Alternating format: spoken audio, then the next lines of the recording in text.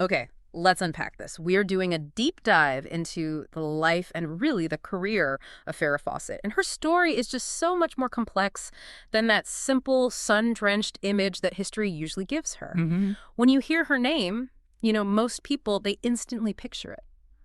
The red swimsuit poster. Or maybe her famous feathered hair from Charlie's Angels. Right. She was an absolute cultural force. You could argue she was the single defining visual icon of the mid-1970s. But what so often gets lost in that memory is the sheer breadth and intensity of her acting career, especially her very deliberate shift into some really grueling dramatic work through the 80s. It's a classic case of the image just completely swallowing the artist. Yeah. And what's fascinating here is how determinedly, how intentionally she steered her career away from that pinup fame. She saw it happening. She absolutely did. She recognized that her instantaneous, overwhelming success had defined her in a way she didn't want, and she spent the next 3 decades fighting for legitimacy. She moved from a global celebrity defined by beauty to, well, an acclaimed dramatic actress. And that's not just an opinion, right? It's backed up by tangible evidence. Exactly. We're talking 4 Career Emmy Award nominations and 6 Golden Globe nominations. That recognition wasn't earned through light, breezy roles.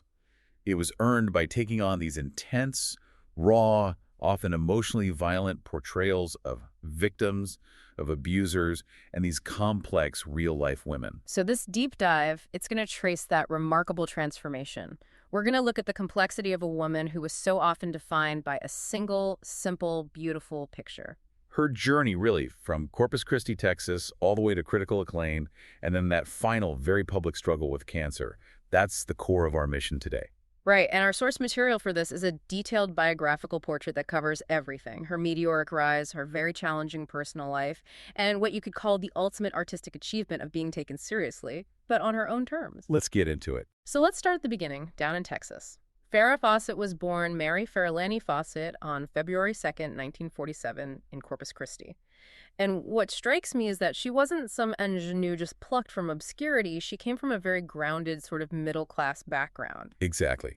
She was the younger of 2 daughters. Her father, James William Fawcett, was an oil field contractor, and her mother, Pauline Alice Fawcett, was a homemaker. This was a solid, traditional Texas upbringing. And the name is a curious detail. It is. While she later changed the spelling for professional reasons to Farrah, her original middle name, Farrah, was reportedly just made up by her mother, Pauline. Made up. Yeah, simply because she felt it flowed beautifully with the last name, Fawcett. Just an aesthetic choice. She definitely had a distinctly Roman Catholic upbringing. She attended St. Patrick's Parish School. But even outside of Hollywood, even as a teenager in Texas, she was consistently recognized for her beauty, which really set the stage for everything that followed. It's true. It's an unbroken line of recognition that starts incredibly early. At W.B. Ray High School, she was voted most beautiful every single year she attended. Every year. Freshman, sophomore, junior, and senior. And then when she went to the University of Texas between 1965 and 1968, she initially chose a surprisingly rigorous path. She studied microbiology. Microbiology. That's a serious academic pursuit. It's so far from the arts. And I think that shows a level of dedication beyond just image, even if she did later switch her major to art. She did. She studied under Professor Charles Umlauf, who became a close mentor. But even in that collegiate environment, the recognition just continued. In her freshman year, she was named one of the 10 most beautiful co-eds on campus. Wow. And this was a huge deal because she was the first freshman ever selected for that distinction. So this visibility she had in Texas, that was essentially her accidental audition tape for Hollywood, wasn't it? Precisely. It was this public recognition, these photos being circulated, that attracted professional attention. A Hollywood agent named David Mirisch discovered her photos and began relentlessly, just constantly, urging her to come to Los Angeles. But she didn't jump at it. No, and what's telling about her personality is that she demonstrated this measured approach, a certain maturity.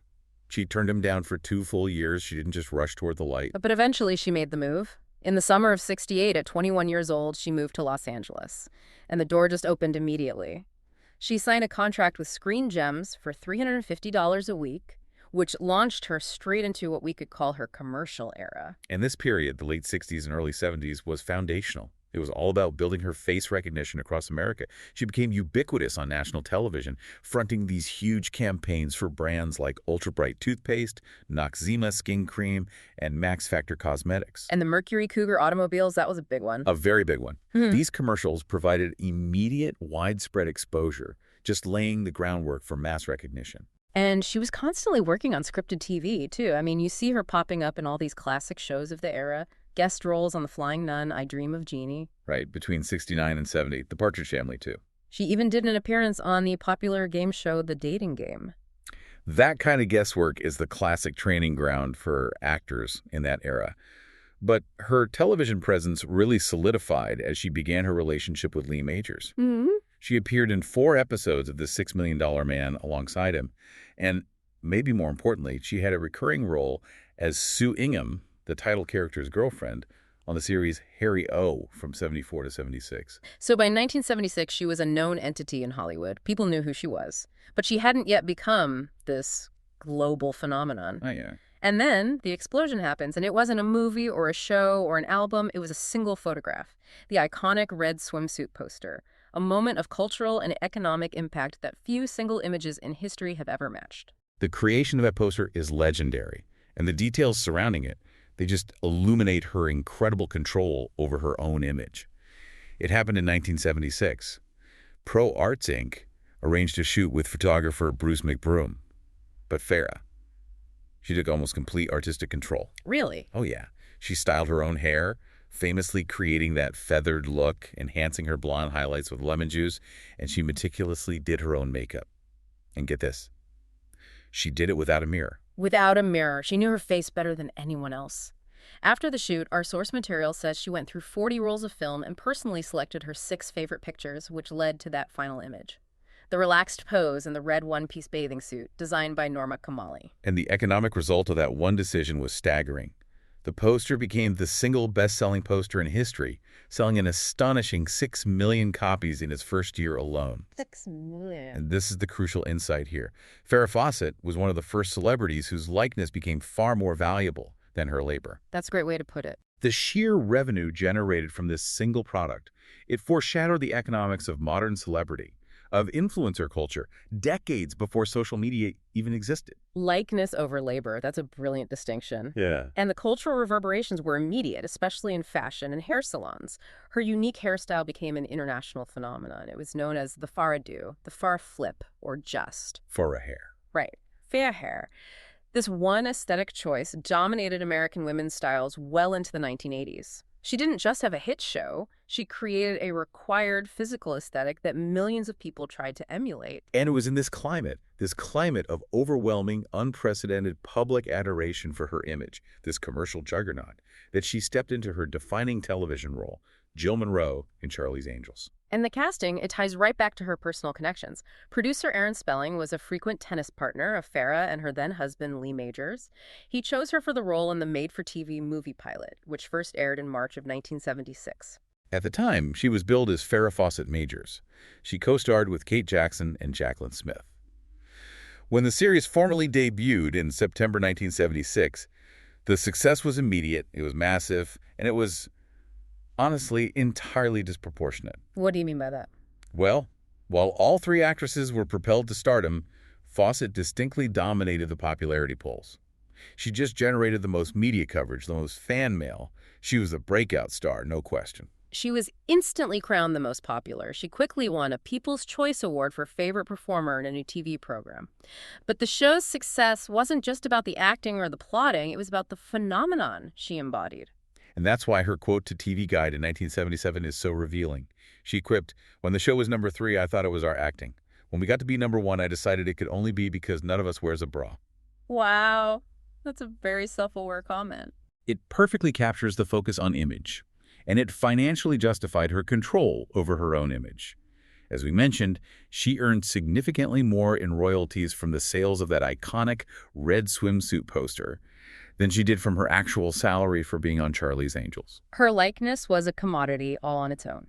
The show had global appeal, it maintained high appeal and syndication, and it fueled this entire cottage industry of peripheral products.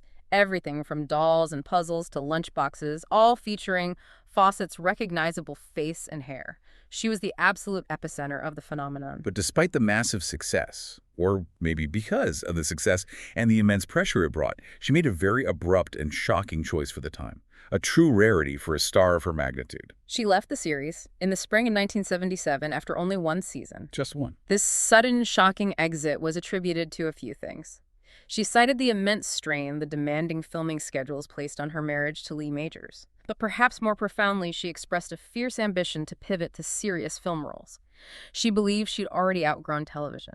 This decision was met with immediate legal ramifications because, and this is a key detail, she had never actually officially signed the series contract. What? How is that possible? She was relying, perhaps too much, on her personal connection to Spelling. And this resulted in a protracted, messy lawsuit filed by Spelling and his company. It was one of the first major public battles between a star and a mega producer over control and contracts.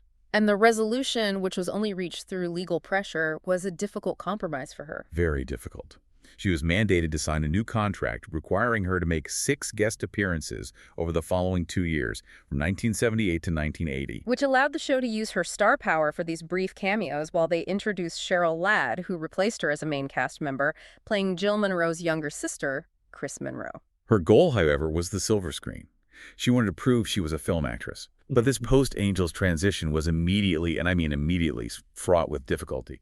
It resulted in a string of box office and critical disappointments that were just brutal for her confidence and her reputation. It's important to contextualize this. In that era, the barrier between television and major motion pictures was rigid. It was very hard to cross over. And there was a prevailing Hollywood sexism that made it exceptionally difficult for women, especially women who became famous primarily for their beauty, to be taken seriously as leading dramatic film stars.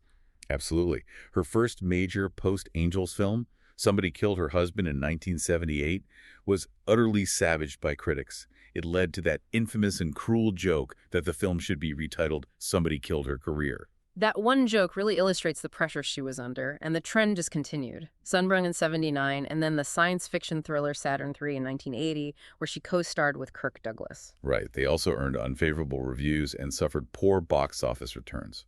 She did have a brief topless appearance in Saturn III, which created a media stir, but it certainly didn't validate her dramatic aspirations. She then attempted a different route with the ensemble comedy The Cannonball Run in 1981. And that was a financial success because of the massive star-studded cast. However, her performance was singled out, earning her a Razzie nomination for Worst Supporting Actress. So by the early 1980s, the public loved Farrah Fawcett, but they weren't buying her as a serious dramatic film star. This difficult period, marked by failure and mockery, it forced the next and most critical pivot in her professional life, a shift that was born of desperation that she turned into dedication. This is the definitive turning point in our narrative. She realized she couldn't outrun the pinup label in traditional Hollywood blockbusters. She needed to dismantle that image, and she chose the stage and television's most grueling formats to do it. She needed material that demanded intense emotional and physical commitment, forcing the audience and the critics to look beyond her hair. And she found that opportunity in the theater. In 1983, she replaced Susan Sarandon in the off-Broadway production of the controversial play Extremities. This is a dark, raw piece of material. She took on the challenging role of Marjorie, an attempted rape victim who manages to gain control over and subdue her attacker. I mean, it deals with profound trauma and moral ambiguity. The commitment she brought was transformative. She described the role as the most grueling, the most intense, the most physically demanding and emotionally exhausting of her entire career. The physical nature of it required her to be choked and struggle convincingly night after night. And that decision, to subject herself to that level of raw performance art, it immediately signaled a depth and a dedication to craft that very few people expected from a former angel. And the intensity wasn't just limited to the stage action. Her celebrity status, ironically, made the performance even more fraught. The source material notes a disturbing incident where, during one performance, a stalker in the audience actually disrupted the show. He loudly asked if she had received the mail and photos he had sent her. Wow. While she was performing. While she was immersed in a role about vulnerability and violence, it just underscores the constant psychological pressure she endured simply by existing as a major celebrity tackling such sensitive material. That stage triumph led to the highly successful 1986 film version of Extremities, a role that finally earned her the critical recognition she craved. A Golden Globe nomination for Best Performance by an actress in a motion picture drama. And that success gave her leverage. But her true artistic home, where she really found her niche, was the high-impact television drama, especially the made-for-TV movie format. Let's discuss that crucial milestone, The Burning Bed in 1984. Her portrayal of the real-life battered wife Francine Hughes was incredibly powerful. It earned her the first of her 4 career Emmy Award nominations. The significance of that project, it really can't be overstated, both for her career and for public policy. Absolutely. It wasn't just a hit, it was a cultural event. The film was the first television movie to include a nationwide 800 number dedicated specifically to offering help for victims of domestic abuse. That decision to use the massive reach of television to provide an immediate social solution had a tangible, life-saving impact. And for Farrah, this was a massive artistic success. It became the highest-rated television movie of that entire season. It showed she could not only act with depth, but that she could use her fame to highlight serious social issues and generate real change. This was the moment she stopped being just an object of beauty and started being a legitimate dramatic force.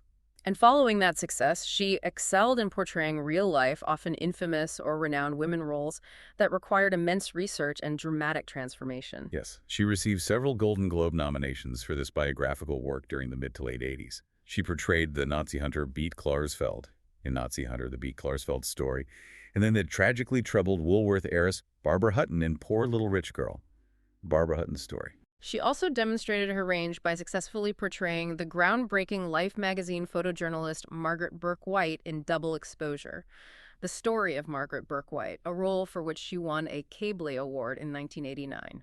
These were roles that required depth, historical context, and immense dramatic range. They completely obliterated the breezy, superficial image of the California private investigator. Her commitment to dark, challenging, and psychologically complex material, it all culminated in the 1989 miniseries Small Sacrifices. A tough one. Here, she took on the role of the real-life convicted murderer Diane Downs, a performance that required her to inhabit the persona of a narcissist who had committed the unimaginable crime of shooting her own children. This performance earned her a 2nd Emmy nomination and her 6th career Golden Globe nomination. And the miniseries itself was recognized with one of the most prestigious honors in broadcasting, a Peabody Award. Right. For the listener who might not be familiar with its standing, the Peabody Award recognizes the best stories, quality, and commitment to excellence in electronic media, often focusing on social relevance. And the organization specifically praised Fawcett. They said she brought a sense of realism rarely seen in television miniseries to the role of Diane Downs. That kind of critical recognition confirmed that she had not just escaped the pinup label, but had successfully achieved the dramatic respect she had sought after leaving the initial fame of Charlie's Angels. So while her career was hitting these impressive artistic highs in the 80s, we have to acknowledge that her personal life remained incredibly turbulent and really fraught with difficulty. The raw intensity she brought to roles like Francine Hughes often mirrored, or at least provided a profound contrast to, the instability in her own relationships. Her marriage to Lee Majors lasted from 1973 to 1982, though they separated in 1979. And that was partially due to the demands of their respective television careers. They had no children, and she used the name Farrah Fawcett Majors throughout that marriage. The separation marked the beginning of her long and highly volatile relationship with actor Ryan O'Neal, which started in 1979. They were an iconic couple of the 80s. They were. Their only son, Redmond James Fawcett O'Neal, was born in 1985. But the relationship was frequently characterized by high drama. O'Neal's own daughter, Tatum O'Neal, publicly alleged that her father had a terrible temper and was very violent, even claiming he beat her up. And it is reported that Fawcett and O'Neal did later rekindle their relationship in 2001, and Ryan O'Neal said just days before her death that she had accepted his proposal to marry him when she felt strong enough. But tragically, the pattern of instability and alleged violence appeared in another relationship as well. She dated a Canadian filmmaker, James Orr, from 1997 to 1998. The relationship ended with Orr's arrest and subsequent conviction for beating Fawcett during a fight in 1998. So our sources indicate she carried a considerable burden of private suffering while maintaining her public persona. It's important to note the complexity of her final years as well. Her college boyfriend, Greg Lott, insisted that they had rekindled their romance in 1998 and maintained a loving, consensual one-on-one relationship until her death. Right, and Lott firmly asserted that her highly public dynamic with Ryan O'Neal was merely Hollywood fantasy, designed only to maintain her image for the media. And we know Lott was subsequently left $100,000 in her living trust. And we must acknowledge the immense tragedy surrounding her only child, Redmond. He has faced devastating struggles with drug addiction for most of his adult life. The situation reached a critical point where, as of 2019, he was judged unfit to stand trial for various charges. And he remains confined in a psychiatric facility, having been diagnosed with a combination of severe and debilitating conditions, including schizophrenia, bipolar disorder, and antisocial personality disorder. The struggle to cope with her son's severe mental health issues and addiction was just immense private burden that required incredible fortitude in her later years. Against the backdrop of this complex personal life, she continued to challenge public perception through artistic means. For years, she had famously resisted signing a release for nude photographs in mainstream magazines, despite that brief appearance in Saturn III. But she caused a major stir by posing semi-nude for Playboy in December 1995. And then again. At age 50, she posed for the July 1997 issue, which was another top seller. The 1997 pictorial and an accompanying video featured her using her own body to literally paint on canvas. Which she maintained was a genuine, long-held artistic ambition. Right, and this act was widely interpreted. Some saw it as a desperate attempt to stay relevant, but others saw it as a fascinating attempt to blend high-profile celebrity, sexuality, and serious physical art, demonstrating her continued commitment to controlling and challenging perceptions of her own body and image. Speaking of challenging perceptions, that same year, 1997, her public image was momentarily destabilized after she received considerable negative commentary for an appearance on The Late Show with David Letterman. The interview was widely described as rambling and seemingly distracted. Oh, I remember that. It became a huge talking point in pop culture, with many viewers speculating about her behavior. She later clarified that what looked like distraction was actually her just joking around and reacting to fans in the audience, which was chaotic. The incident became a notable piece of late-night television lore, and it's worth adding that Letterman, many years later in 2009, did offer a kind of symbolic apology after an incoherent interview with Joaquin Phoenix, suggesting he regretted how he handled the earlier Farrah situation. Despite the intense public scrutiny and the controversies, she continued to work with top-tier talent in independent and serious film. Robert Duvall specifically chose her to play his wife in the critically acclaimed independent feature The Apostle in 1997. And this role, a supporting female character of substance, earned her an Independent Spirit Award nomination, one of the most prestigious honors in indie film. She later worked with legendary director Robert Altman in Dr. T and the Women in 2000. Her artistic aspirations were not limited to performance either. She collaborated extensively with the sculptor Keith Edmeyer.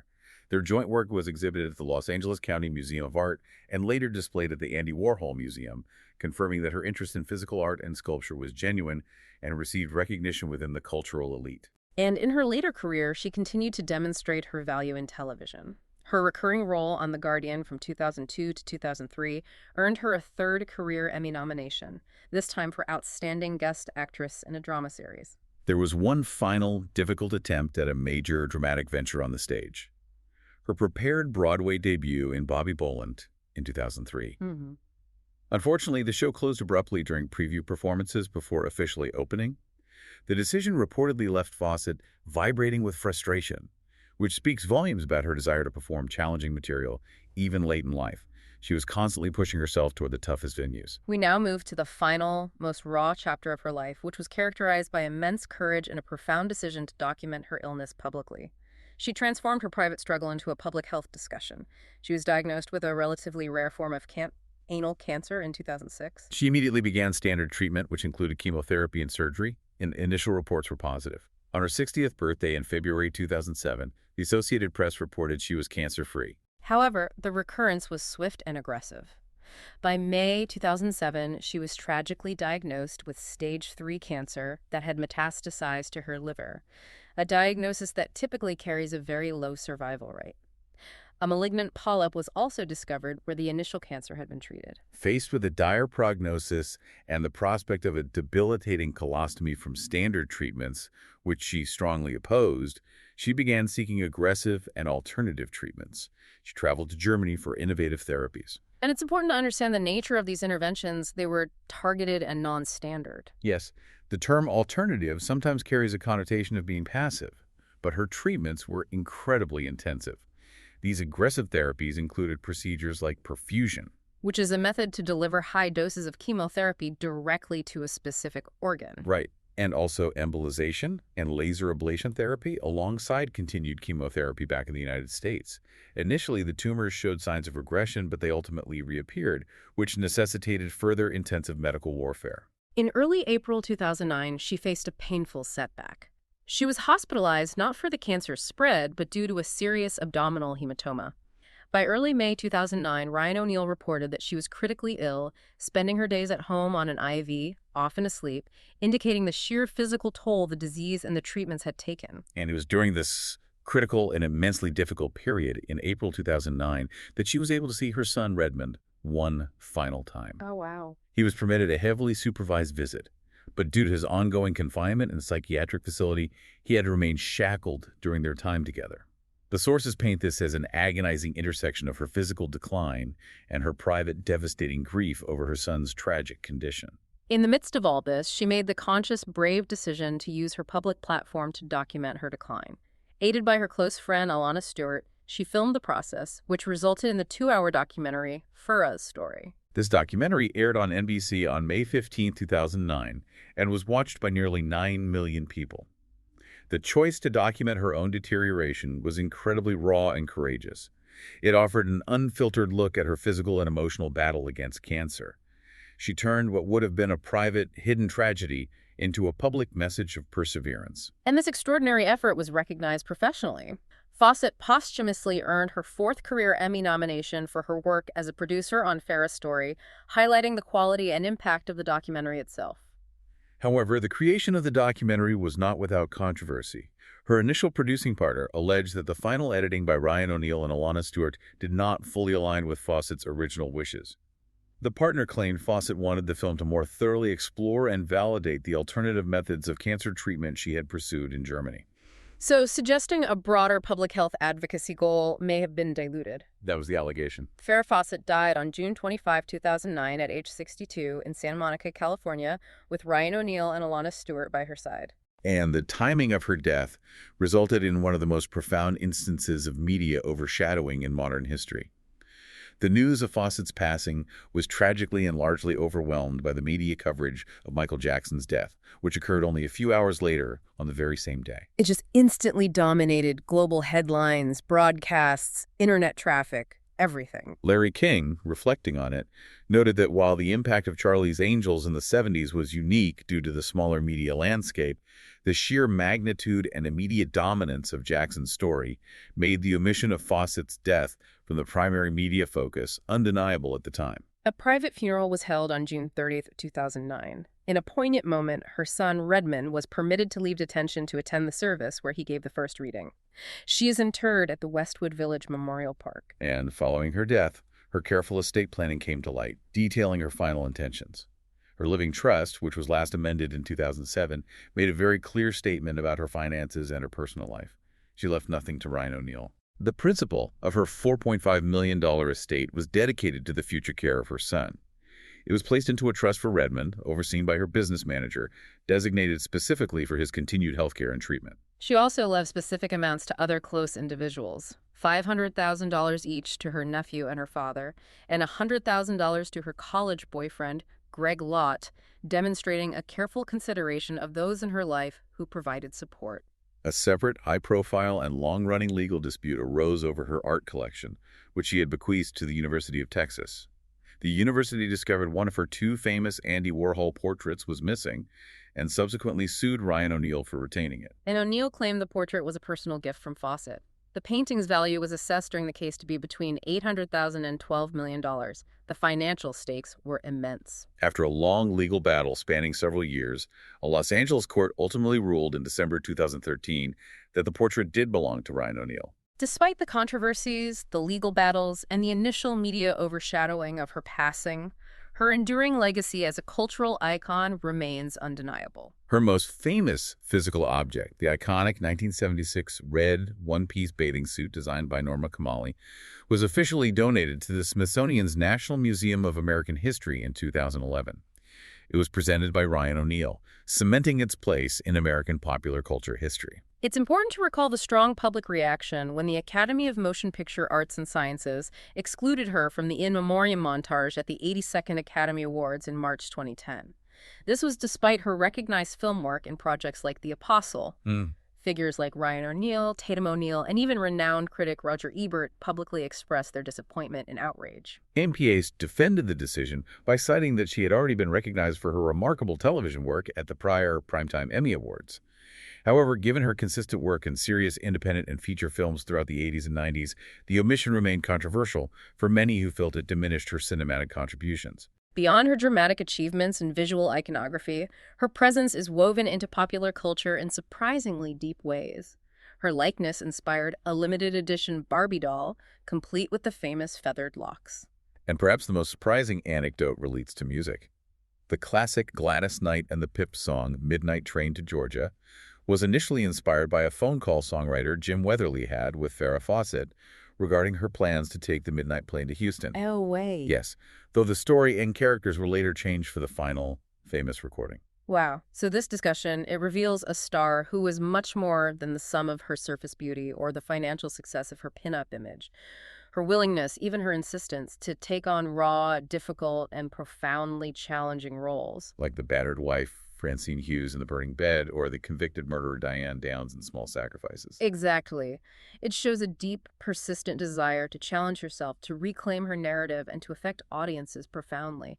This dramatic drive ultimately defined her lasting artistic contribution far beyond the Hollywood glamour she initially embodied.